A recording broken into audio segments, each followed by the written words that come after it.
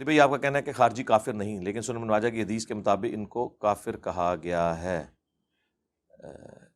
احادیث میں جو اس طرح کے کفر آتے ہیں نا، انہیں کہا جاتا ہے کفر دون الکفر۔ جس طرح کہ صحیح مسلم میں حدیث ہے کہ بندے کے کفر اور اسلام میں فرق، شرک اور ایمان میں فرق کیا ہے؟ نماز ہے۔ تو پاکستان میں پھر کتنے کافر ہیں؟ ادھر بھی ہوتا ہے کوئی بیٹھے ہوں۔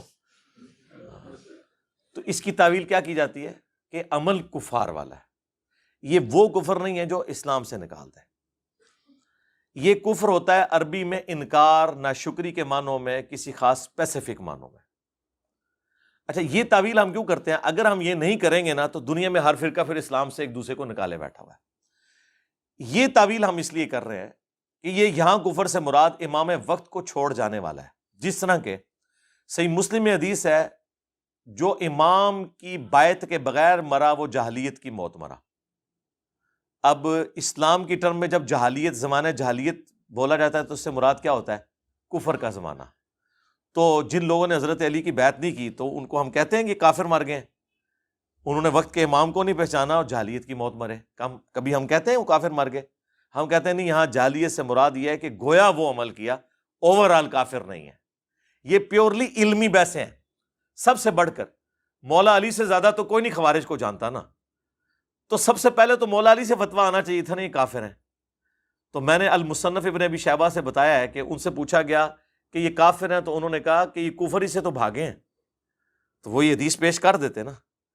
مخلوق کے سب سے بہترین لوگ جو قتال کر رہے تھے وہ تو حضرت علی تھے۔ یہ حصہ تو بخاری مسلم میں ہے کہ خوارج سے وہ قتال کریں گے جو مخلوق کے بہترین لوگ ہوں گے، اور خوارج بدترین مخلوق ہوں گے۔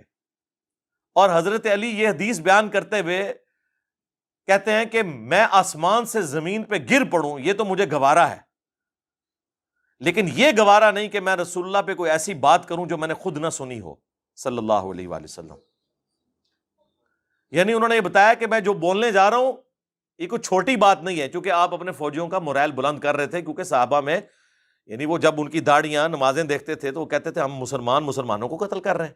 پھر حضرت علی نے وہاں حدیث سنائی کہ مخلوق کے بہترین لوگ ہوں گے جو خوارج کو قتل کریں گے، اور مسلم کے تو الفاظ ہیں اس کے بعد کوئی بھی نیک عمل نہ کریں وہ ان کے لیے یہ قتال ہی ان کے مرتے دم تک کے لیے ان کی آخرت بچانے کے لیے کافی ہو جائے گا، اتنی بڑی ایکٹیویٹی ہوگی۔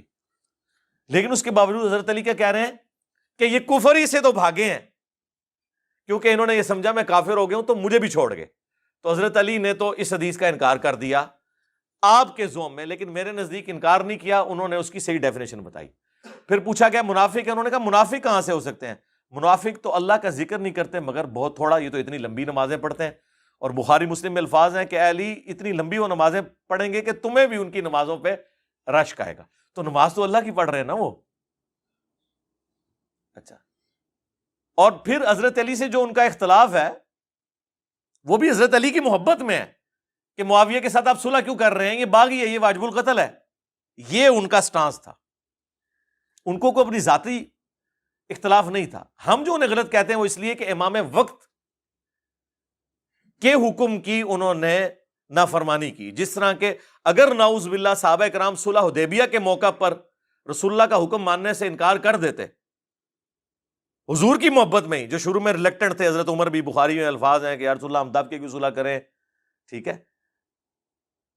تو وہ حضور کی محبت میں ہی کر رہے تھے نا، لیکن وہ غلط ہوتا اگر ایسے کرتے۔ اس لیے بخاری مسلم میں الفاظ ہیں، سہل ابن حنیف کہتے ہیں بدری صحابی، یہ وہی تھے جنہیں حضرت معاویہ کو معزول کر کے حضرت علی نے شام کا گورنر لگایا تھا اپنے دور خلافت میں، اور حضرت معاویہ نے استعفیٰ دینے سے انکار کر دیا تھا تو جنگ صفین لڑنی پڑی حضرت علی کو۔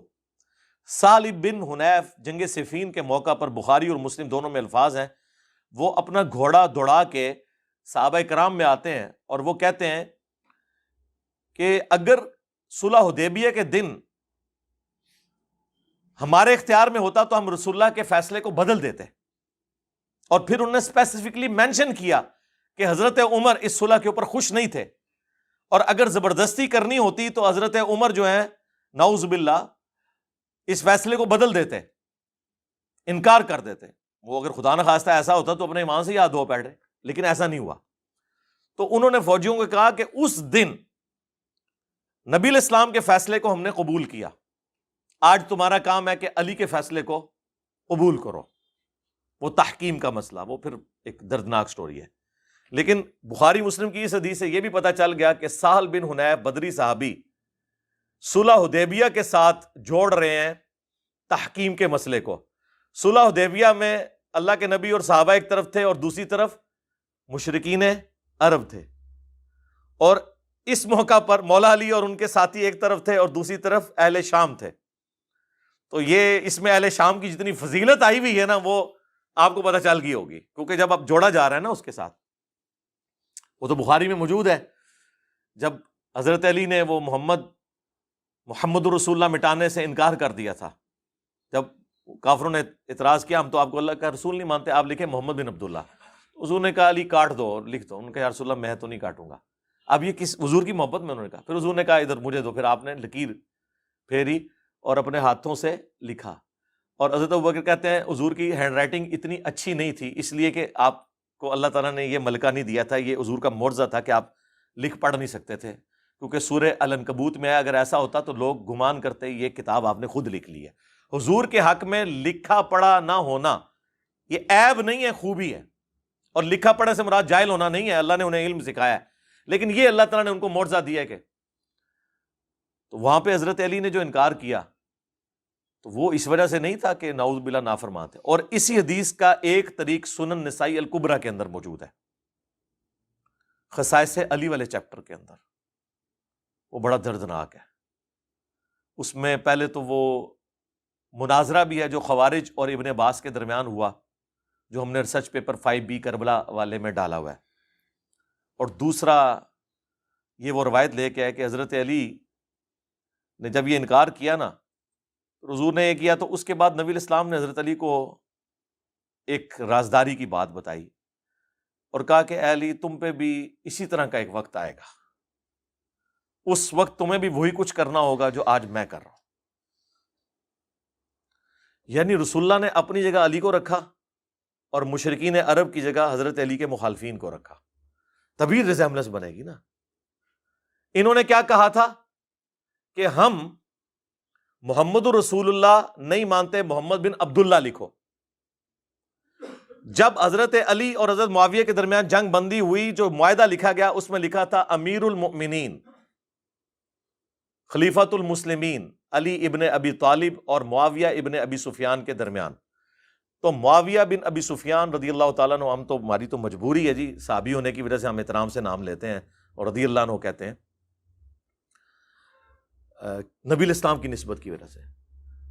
تو ان کے پاس جب یہ معاہدہ پہنچا تو انہوں نے کہا میں تو اس معاہدے پہ سائن نہیں کروں گا، میں تو اسے امیر المومنین نہیں مانتا ہوں، جس طرح کے مشرکین عرب نے کہا تھا کہ ہم اسے اللہ کا رسول نہیں مانتے۔ ٹھیک ہے، تو آپ ذرا دیکھ لیں کیا ریزیمبلنس بن رہی ہے۔ اس سے ان ناسبیوں کا بھی رد ہو گیا جو کہتے ہیں نہیں وہ حضرت علی کو خلیفہ مانتے تھے، بس صرف قصاص عثمان مانگتے تھے۔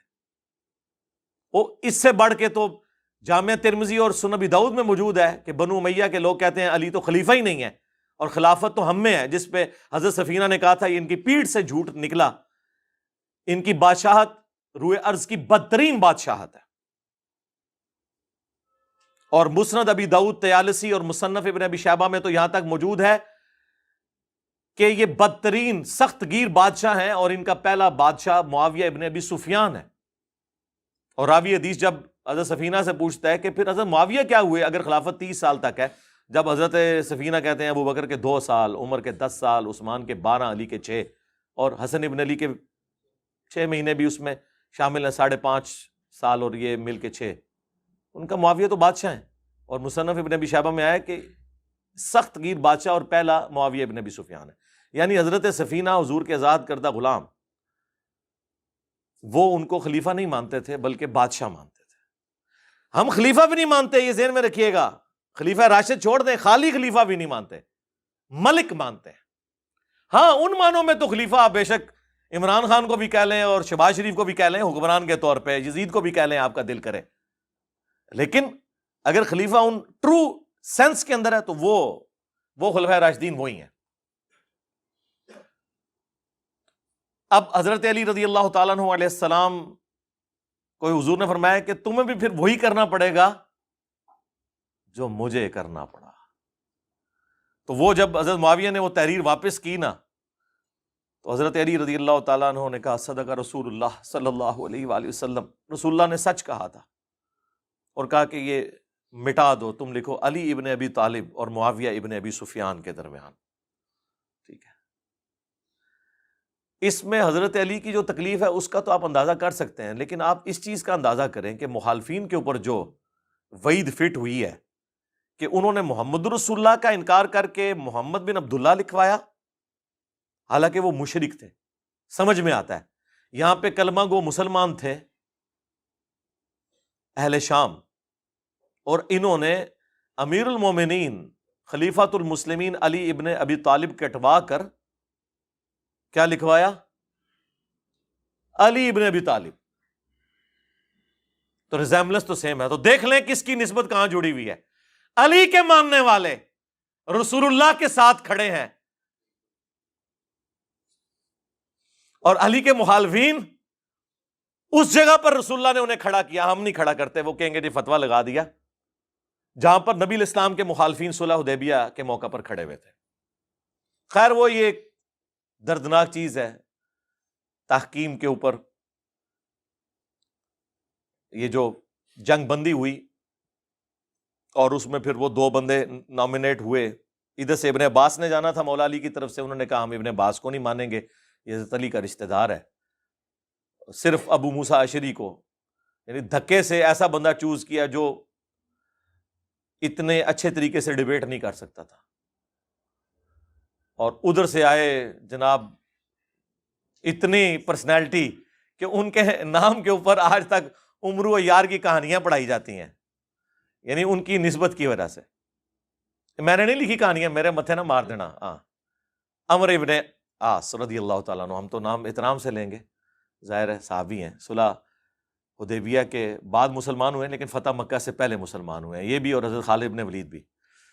تو عمر بن عاص وہ جب طے پایا اور فیصلہ یہ طے پایا کہ جناب دونوں کو کہتے ہیں سائڈ پہ ہو جاؤ، تو تیسرا بندہ کوئی خلیفہ چن لیتے ہیں. اندازہ کریں یہ کون سا فیصلہ طے پایا جا رہا تھا کہ ایک بندہ حاکم. یہ اسی طریقے سے ہے کہ کسی کے گھر میں چور گھس جائیں اور آپ جا کے یہ فیصلہ کرنا شروع کر دیں کہ ٹھیک ہے لڑنے کی ضرورت نہیں، دونوں آدھا آدھا مال کر لو، یا مالک بھی دستبردار ہو جائے، چور بھی دستبردار ہو جائے اور کسی تیسرے بندے کے حوالے کر دیتے ہیں یہ مکان. بھائی مولا علی کو تو انہی صاحب نے خلیفہ چنا تھا جنہوں نے ابو بکر عمر عثمان کو چنا ہوا تھا، بلکہ وہ جو 6 رکنی کمیٹی جو صحیح بخاری میں آتا ہے اس میں حضرت عثمان کے بعد تو حضرت علی اب باقی تھے. ان سے زیادہ کون خلافت کا حقدار تھا بعد میں حضرت عثمان کی شہادت کے بعد؟ تو یہ کوئی فیصلہ تھا جی عبداللہ بن عمر کو بنا دے؟ یہ بھی بیچ میں ایک رائے آئی. اسی وجہ سے وہ صحیح بخاری میں 4108 ہے نا جو حضرت معاویہ نے خطبہ دیا تھا عبداللہ بن عمر کی طرف کنایا کرتے ہوئے، کون تم میں سے خلافت کے لیے خواہش رکھتا ہے، سینگ اٹھائے، میں اس کے باپ سے زیادہ خلافت کا حقدار ہوں. حضرت عمر کی نعوذ باللہ توہین کر دی.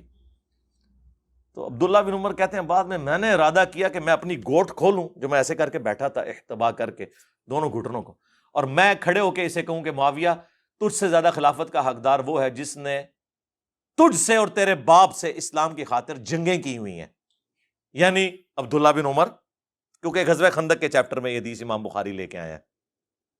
یا حضرت علی کی طرف اشارہ ہے کہ تم باپ بیٹا تو کافر تھے، آج بعد میں مسلمان ہو کے کہہ رہے ہو کہ ہم عمر سے بھی زیادہ خلافت کے حقدار ہیں، کیونکہ انہوں نے کہا میں اس کے اور اس کے باپ سے زیادہ خلافت کا حقدار ہوں. تو ظاہر ہے جسے کہا اسی کو تکلیف ہوئی نا. انہوں نے بعد میں کہا میں نے ارادہ کیا لیکن پھر میں فتنے کے ڈر سے خاموش ہو گیا اور خون ریزی کے ڈر سے. پھر مجھے جنت کی نعمتیں یاد آ گئیں کہ ٹھیک ہے مر کے تو جنت میں ہی جانا ہے، دنیا میں کمپرومائز کر لیتے ہیں. اور وہ راوی حدیث جو تابعی ہے وہ کہتا ہے کہ عبداللہ بن عمر نے خاموش ہو کے اپنی عزت بھی بچا لی اور اپنی جان بھی بچا لی. یعنی ایک خال المومنین نے، جی عبداللہ بن عمر بھی تو خال المومنین ہے، مومنین کے ماموں نہیں ہیں، سیدہ حفصہ کے بھائی ہیں. اور اس بخاری کی حدیث میں حضرت حفصہ ہی ان کو بھیج رہی تھی کہ جاؤ بھائی معاویہ کا جا کے خطبہ سنو، ورنہ تمہاری غیر موجودگی کو کہیں تمہارے خلاف سازش کے طور پر ایکسیپٹ نہ کر لیا جائے. اور دوسرے خال المومنین حضرت ام حبیبہ کے بھائی حضرت معاویہ رضی اللہ تعالیٰ عنہ. اندازہ کریں اس عورت کی نسبت کی وجہ سے عزت کی جا رہی ہے جس عورت نے اپنے بھائی اور باپ سے ٹکر لے کے حضور سے شادی کی ہوئی ہے، اور کل کو مسلمان ہو کے اس کی نسبت کو اپنے حق میں یوز کیا جا رہا ہے.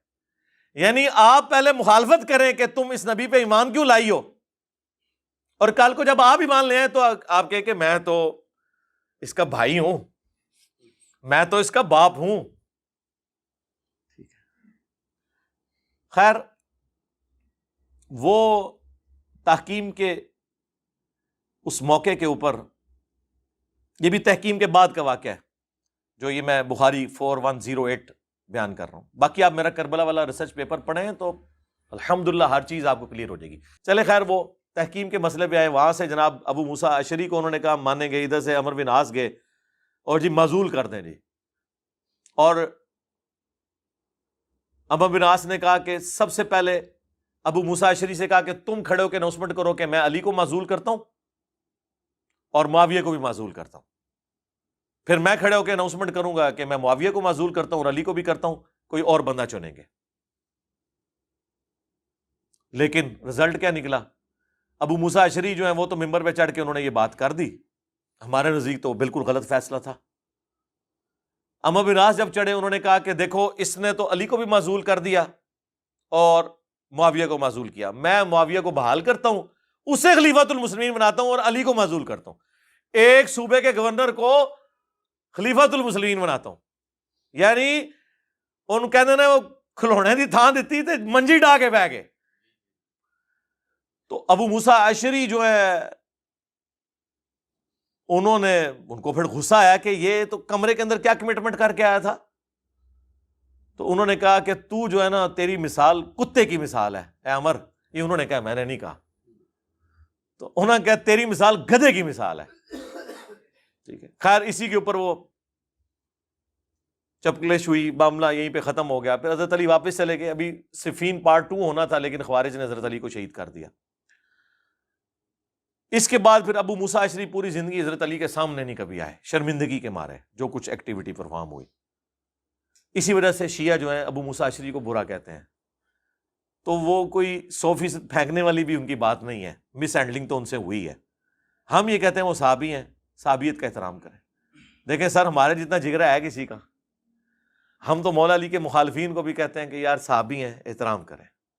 علمی رد ضرور کریں لیکن احترام کے دائرے کے اندر. میرا دعویٰ ہے کہ ہمارے کربلا والے ریسرچ پیپر میں کوئی ایک حدیث بھی ایسی نہیں ہے جسے دنیا کے تمام محدثین ضعیف کہتے ہوں.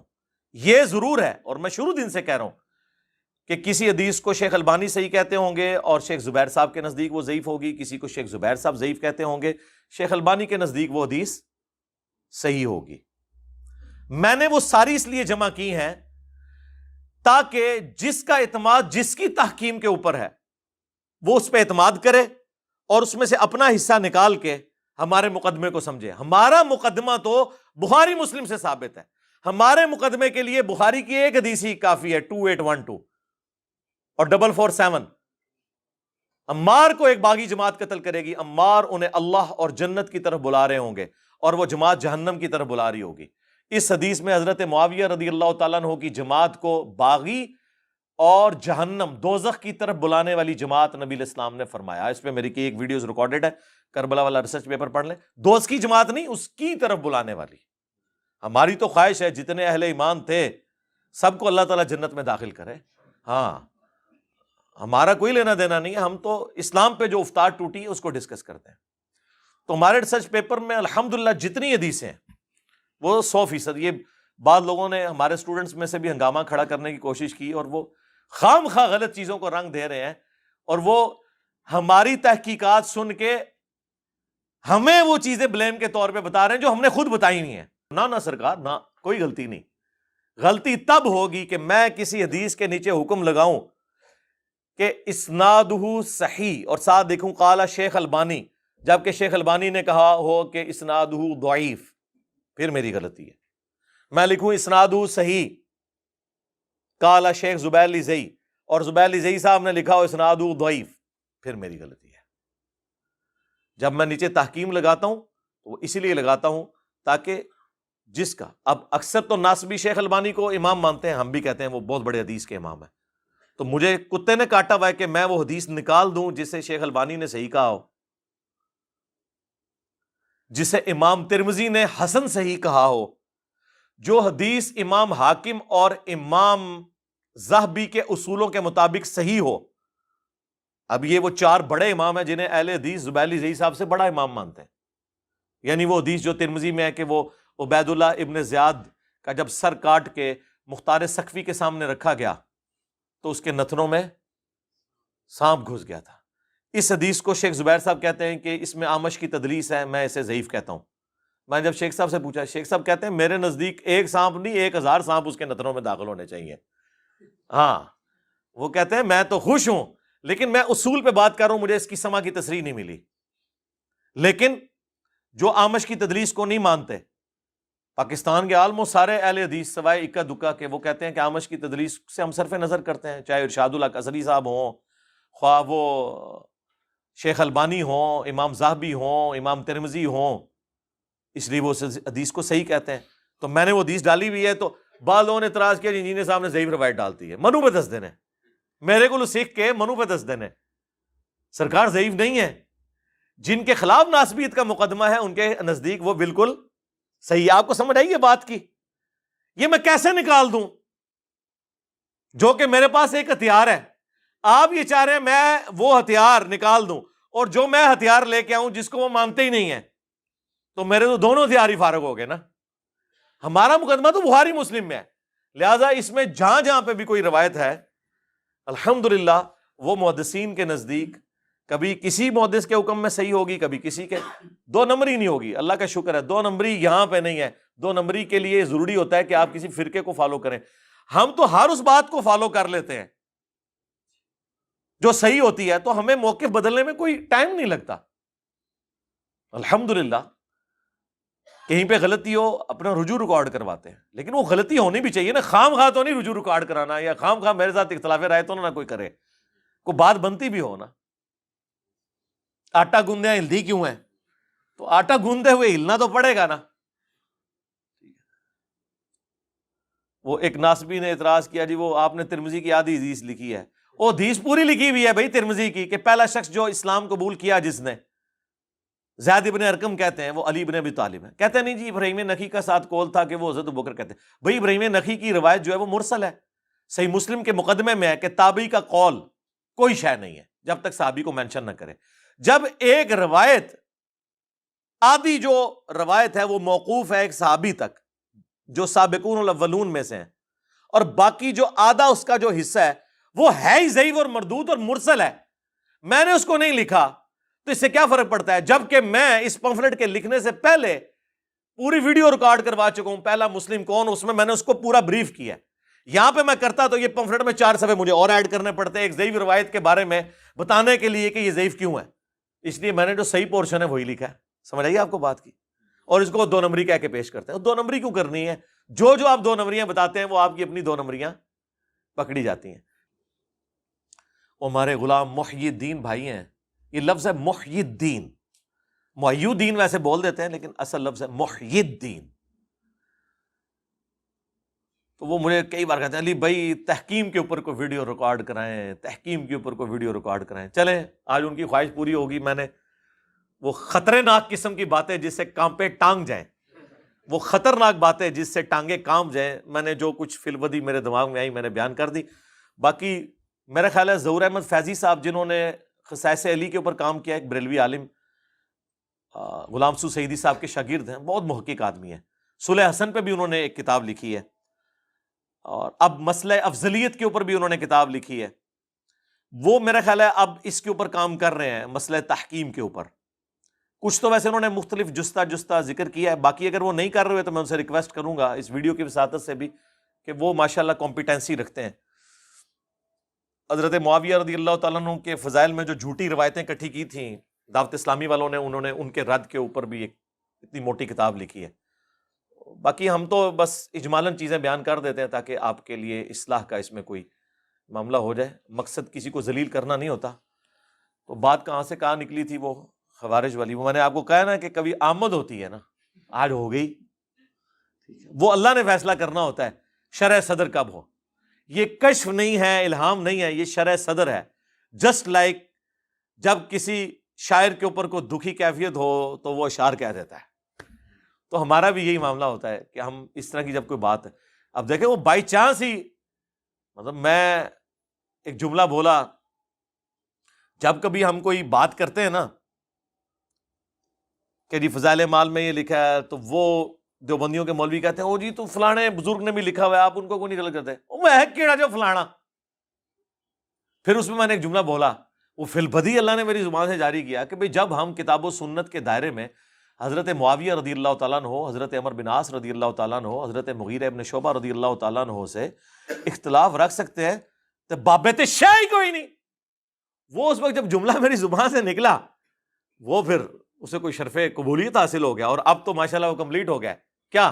نبی کے جیسا ہے ہی کوئی نہیں، بابت شے ہی کوئی نہیں. اب ان لوگوں کا بھی گلا دور ہو گیا جو کہتے ہیں اب بابوں کی توہین کر رہے ہیں. تو اب آپ دیکھیں کس شخص کے مقابلے پہ ہم ذکر کر رہے ہیں. آپ تو ہمیں کہتے ہیں جی وہ کوئی بڑے سے بڑا بھی بابا غوث قطب ابدال ہو، کسی ادنا سے صحابی، خواہ وہ حضرت واشی کیوں نہ ہو، ان کے گھوڑوں کے قدموں کی خاک جو گھوڑے کے نترے میں بیٹھتی ہے اس کو نہیں پہنچ سکتا. تسی تے اتنا ذلیل کر دے ہو اپنے بابیاں نو خود.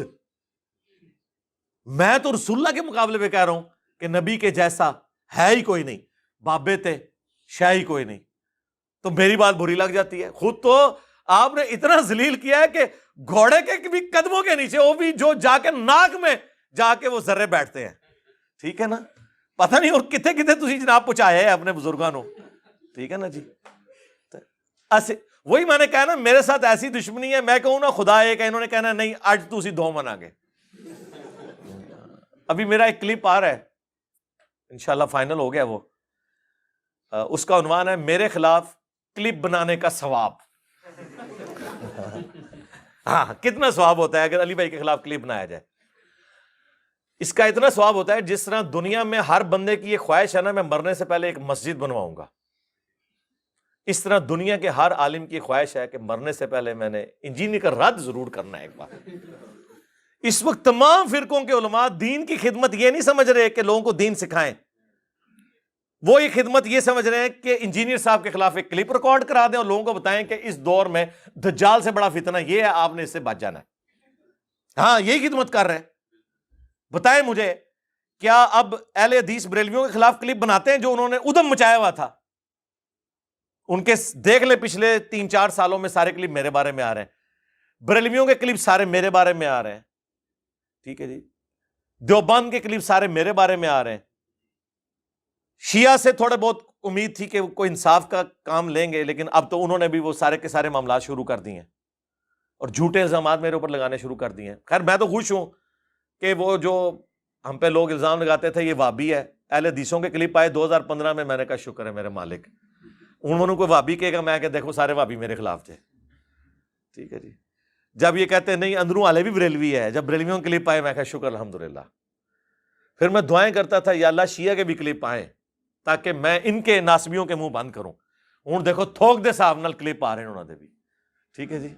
تو ہم ساروں کہیں گے شکریہ علماء دیوبند، علماء بریلویہ، علماء اہل حدیثیہ اور وہابیہ اور شیعہ کہ آپ لوگ یہ کلپ اور بنایا کریں تاکہ میں اپنی عوام کو سیٹسفائی کر سکوں گا. تک کو یار یہ بھی گالا منو کٹ رہے ہیں، منو خدا دا نہ ہے، منو سرٹیفکیٹ دے دو کہ میرا تعلق کسی کے ساتھ نہیں ہے. ہم تو سمپل مسلم ہیں الحمدللہ.